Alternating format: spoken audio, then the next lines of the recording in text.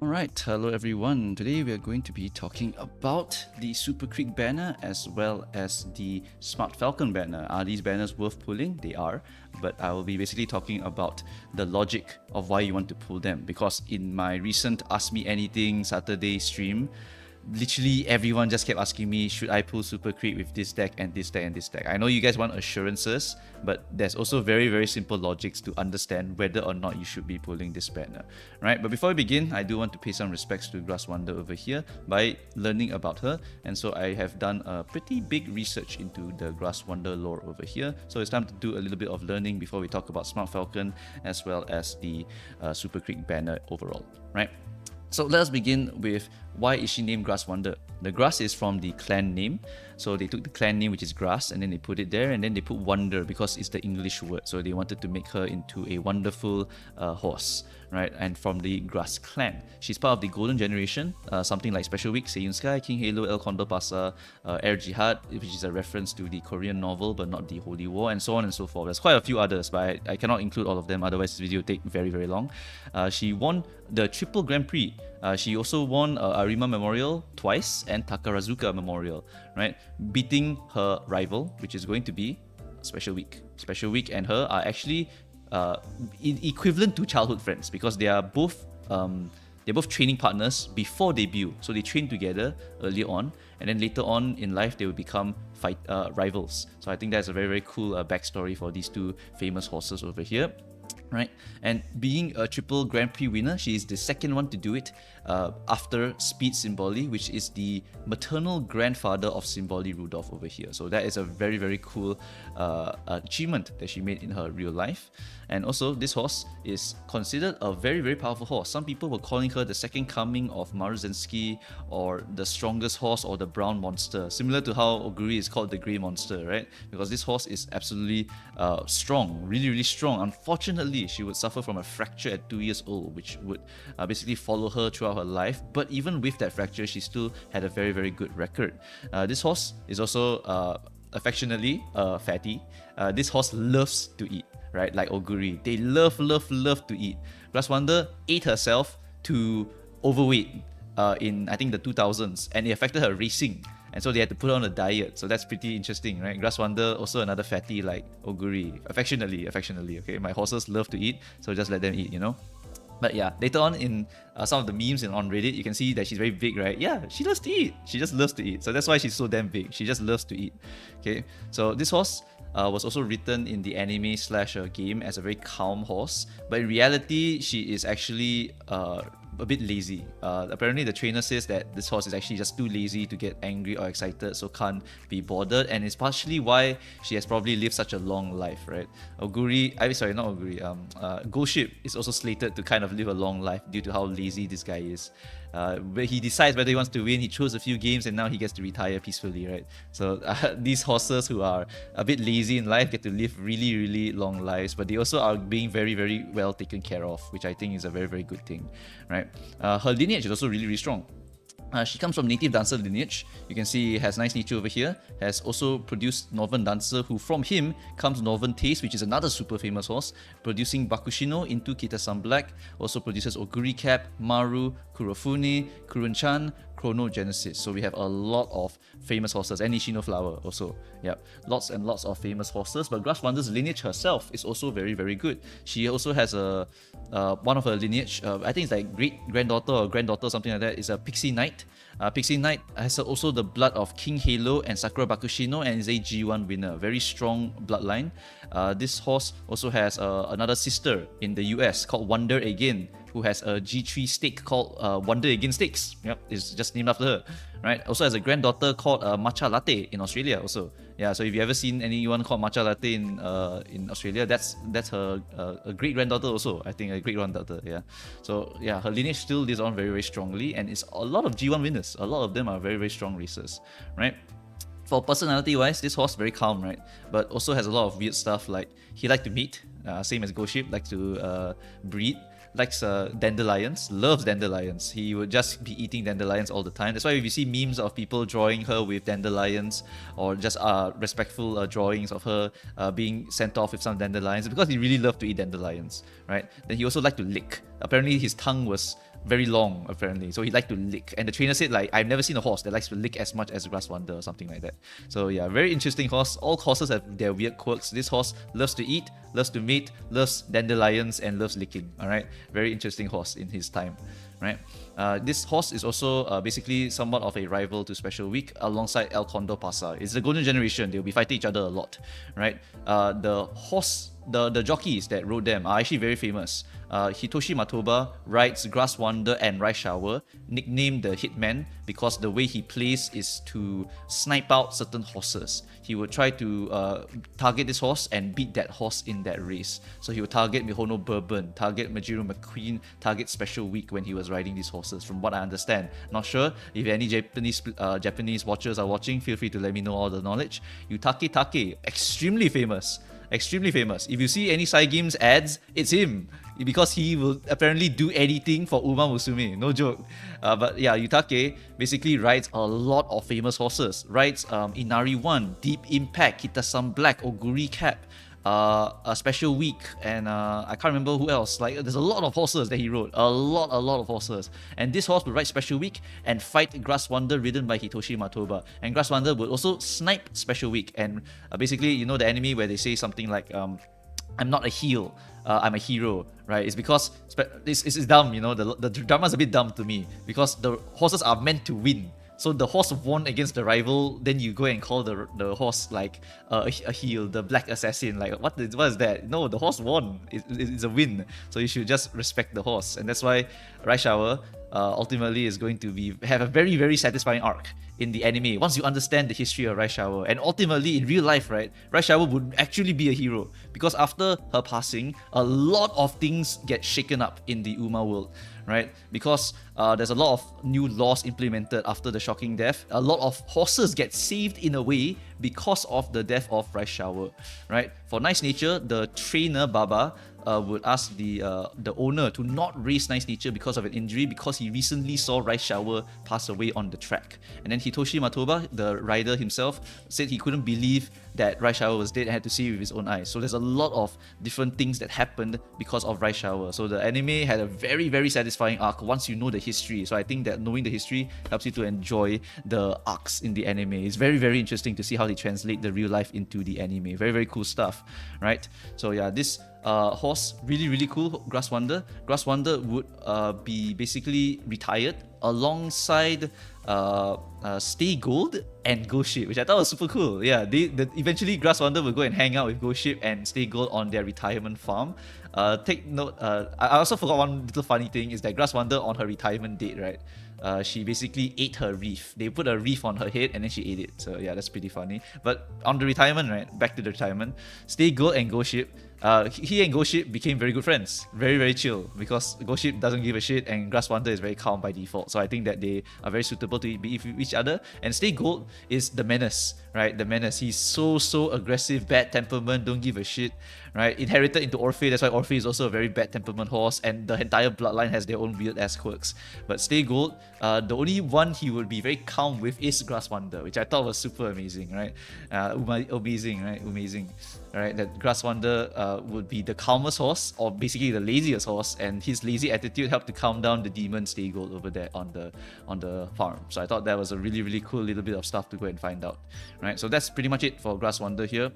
From what I've researched, very strong lineage, still lives on to this day, lived a very long life. 30 years old is like, I think 90 to 100, somewhere around there. Nice Nature is insane, by the way. She lived to 35, so it's like 100 plus already, right? But Grass Wonder is like 90 to 100 and lived a very good life, but unfortunately died due to complications.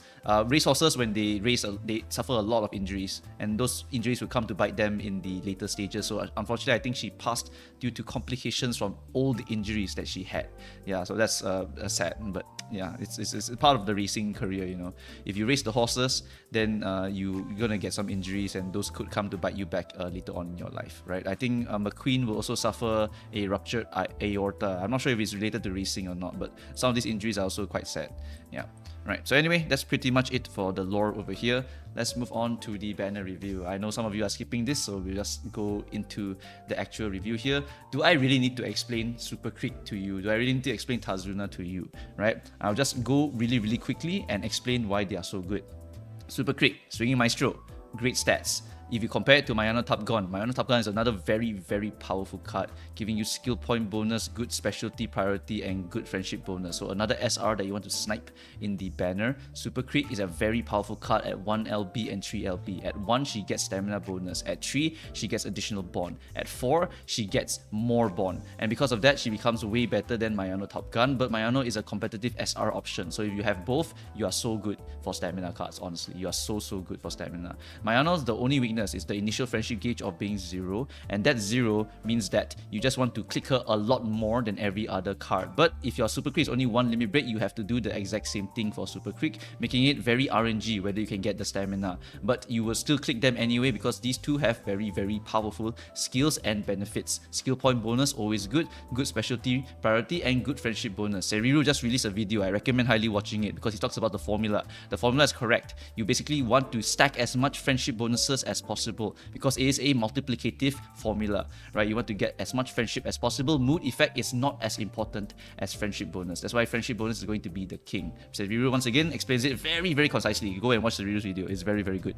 Okay, so Mayano Top Gun and Super Crit. Try to aim for 1 limit break. Try to aim for 3 limit break for a little bit of friendship bonus and maximum friendship bonus and a little bit of gauge. And then 4 limit break for that big gauge over here. Tazuna, on the other hand, is a card that you do not want to snipe because her value is not going to be very, very long lasting. When Rico comes out, Rico is going to be a much better card than her. Yes, at 2LB, both of them have competitive options, training effectiveness, the event recovery, event effectiveness. But the reason why Rico is so much better is just because Rico's events are just better. She gives stamina guts, power, whatever, stamina guts, blah blah blah, right? And then all these events, stamina guts, blah blah blah blah, right? Just 1 million stamina guts, and what happens is that Rico will give you a very good event, gives you a decent skill as well for team trials, and it's just going to be a very, very solid horse.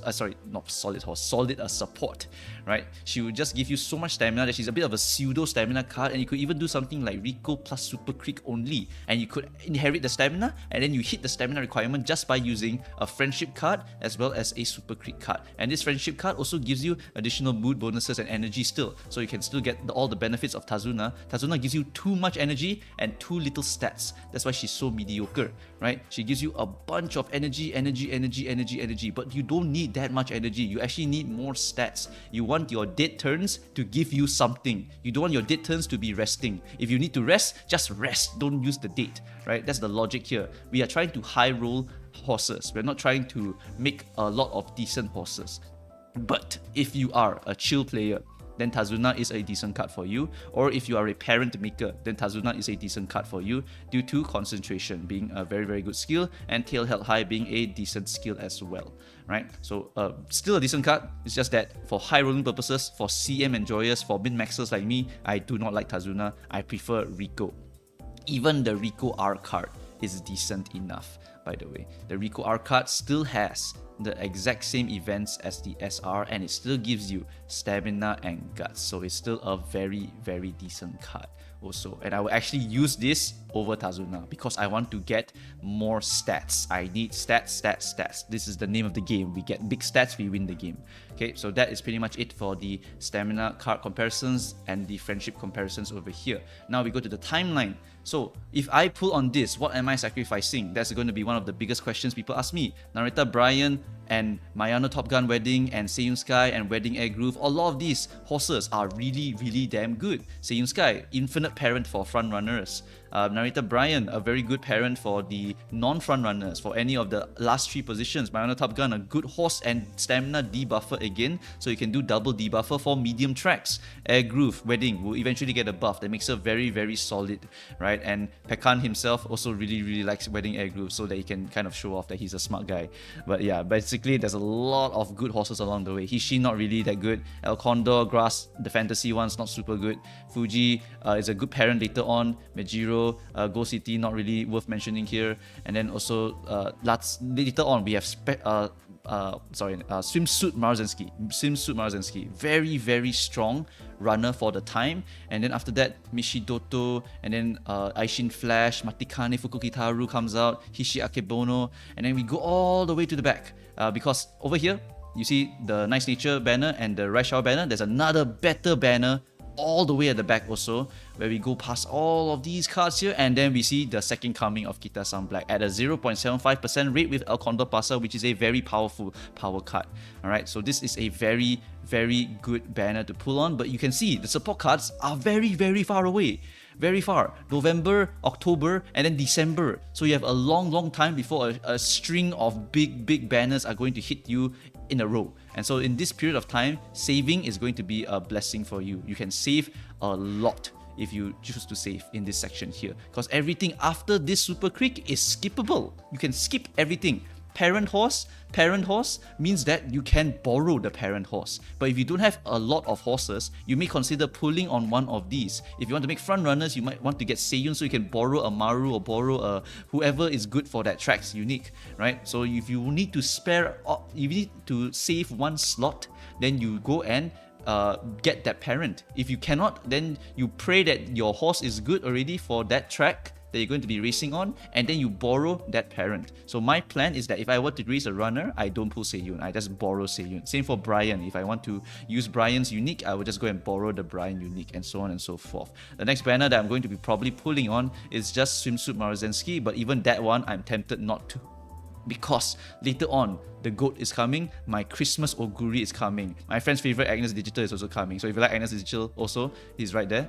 But later on also got Manhattan Cafe for end closer enjoyers, right? Agnes Digital is also a pseudo end closer enjoyer. Meijiro Dobo, another super good parent. And then Christmas Oguri Cap, the horse that I cannot miss no matter what. I must pull for pity for this one. So that's why in my Tachyon sheet over here, I already kind of updated it a little bit and said that I might have to skip Swimsuit in order to secure my Oguri over here. Otherwise, I have to dump another 300 bucks into the game. Someone give me money so I can go and dump money into the game and maybe get my Swimsuit Maru, okay? But yeah, whatever. Basically, we just need to prioritize. If I do not have SR cards right now, I pull my Super Creek banner. Why? Because I can save for a very long time until the next support card banner, and then I can at least try to compete in the upcoming Champions Meet Cups instead of trying to use my Zero Limit Break Sweep Tosho, my Zero Limit Break King Halo, and so on, right? But if I have a horse that I really like or really want, then what should I do? You just skip. No choice. You have the waifu tax. You must pay the waifu tax. Why are you playing the game if you're not going for your waifu? Literally, what are you doing, right? So you have to go for the waifu. Just pay the waifu tax. Just go to the next banner and go and pull the waifu. Otherwise, what are you doing in this game, right? The support card banner is very good. But if the waifu is coming next, if the daughter is coming next, go and get the daughter/waifu. Alright, so besides all of that timeline shit, we're going to have to talk about Smart Falcon as well. Is this horse going to be good? Yes, this horse is a very good horse for the Dirt CM, and the reason is her unique. Her unique is very powerful. On tracks where she can get the speed carryover, if you saw my previous videos, you know about speed carryover. Basically what happens is that if you trigger this at the perfect timing, for accelerations or for speed carryovers, you will be able to just straight up win the game off of this. And this is a mid-leg straight ultimate. If someone told you it's a corner, is wrong, by the way. Corner equals to 0 means that it's a straight line. Okay, this is a straight line ultimate, and when it triggers at the perfect time, it will give you the win. The goals are not too amazing. This one is basically when you get challenged as a front runner. So it's not that amazing, but I think the wet conditions is quite common on the dirt tracks. Firm conditions is less useful on dirt tracks, if I recall correctly from my my JP UMA days. And then there's also some other track stuff here to give you additional stamina. You basically play her as a front runner. You use her as a front runner, give her groundwork, you give her any of the stuff that helps you to go really fast at the start. She also has a very good stat bonus of speed 20 and power 10, so it's a very good banner to be pulling on if you want to have a good dirt horse. But there are going to be F2P options which I will be using for my dirt races, because I'm not planning to pull for Smart Falcon, just can't afford it. I have 200 bucks into Narita Taishin. Oguri Cap, Dirt B. That's right, baby. Just throw an Oguri Cap into that track and she will just basically function good enough. You also have Taiki Shuttle. If you pulled that one, she has a Dirt B as well. If it's a mild dirt, throw her into that mild dirt and watch her be a decent horse. You also have El Condor Pasa, which is also another dirt horse which can run into the dirt. And if it's a straight line also, you can actually activate Victoria Por Palanca on the final straight to get some good acceleration over there, right? So there's a lot of good stuff. There's a lot of good other options besides Smart Falcon. It's not that Smart Falcon is like the meta horse. She's just a very good horse for the dirt tracks. And it's just dependent on whether it's a mile track or whether it's not a mile track, whether it's a straight line at the end of the dirt track, and so on and so forth. There's a lot of other considerations here, but Smart Falcon is a very good horse. And later on, much later, near JP meta era, right, Smart Falcon Parade is going to be a very, very OP dirt horse, alright? Basically can compete with the likes of, I think, Kopano Riki at this point. That's the other competitive option here. It's Smart Falcon, Swimsuit Tarume, this one, Hoko Tarume, Swimsuit Hoko Tarume, and the other major one that will rule the JP meta for a super long time is Kopano Riki herself. So once this one comes out, that will be probably the next best horse that I recommend for every F2P or low spender to go for, so they can just play all of the dirt races. Otherwise, if you don't care about dirts, then don't give a shit about dirt, alright? Because dirt will basically be ruled by this one character over here, and even Christmas Oguri can appear in dirt races sometimes, depending on the track. It's always depending on the track, right? But yeah, basically, Smart Falcon is a decent horse, so that's up to you if you want to go and pull her. If not, there are plenty of F2P options, and there's a lot of very, very amazing horses coming up soon, so you might have to go and plan yourself. Alright, so that should settle everything here. Basically, you go and pull Super Creek if you have a need for SRs right now. And if you don't need it, then don't pull it, because there's a lot of good stuff coming up. And if there's a waifu or daughter on the way, prioritize that one. Otherwise, why are you playing this game? Spreadsheet gaming will make you quit this game. I know this for a fact because I quit JP for a reason, right? You play for the waifu daughter and you pull the cards as best as you can, and you make the waifu daughter work with whatever you can. That is where the joy of UMA training really comes from. Alright, so that's pretty much it for this video. Hopefully this has helped you. If you have any other questions, feel free to ask me in an AMA later on today, or you can go and ask me in the comment section of this video. I will try my best to read them and make a reply video or something along those lines. I do not have a Discord. If someone makes a Discord, I will go and join them. That was another very common question, but I don't plan on running a Discord. It's a lot of effort. Alright, so that's going to be it, guys. See you guys next time. Bye-bye.